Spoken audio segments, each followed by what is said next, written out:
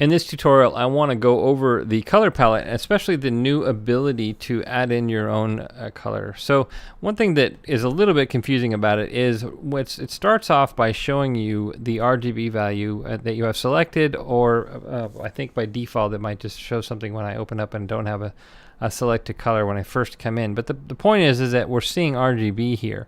But in order to input something, we do need to have a hex value.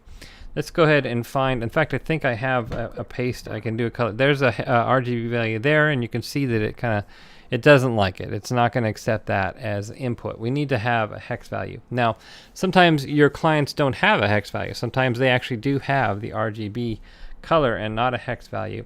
I don't run into that very much myself, but I have run into it, and when I do, I like to just go to online and just, usually there's a free RGB to hex converter online. In fact, the last time I did this, I think it was, I don't know, 3 years or more ago, and I definitely know that the search values that came up was, at least this first one or two, were not these, and so it changes over time. But they tend to be something like this, where I can just enter in my my red, green, and blue values, and click on this, and I get my hex value. Now, a lot of times you'll see the hex values with a number sign in front of it. Let's go ahead and just copy. Actually, I already have that color, so let's copy this one, and let's go over to Groove Animator. And now I'm going to select everything and paste it in, and it's going to go ahead and automatically convert it to that RGB value. And it's added it to my palette here. I think it's this color right here. And I can choose that. You see it's already there, and so forth. Now, if I copied just the hex value without the number sign, it would have worked as well. Another thing that I want to point out here, just while we're here, is notice that I can kind of drag around and it's reflecting the color in real time.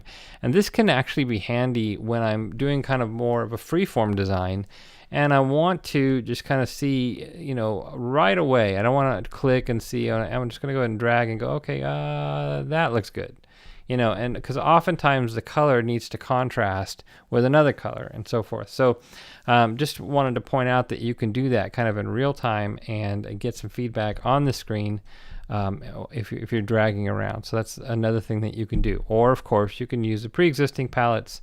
And, of course, there's when you're working with the multicolor option, we have the shortcut up here with the ability to click on a color and then right click on it or control click on it, and you can have the options here for multiple color selections at once so that you don't have to go crazy. You see over here we have it's showing the hex value, and so it is a little bit different from over in the stroke color, but again, the stroke color does give you that feedback just in case you are working with RGB. You have that kind of both, but if you want to enter in something as a custom color, you do need to use the hex values.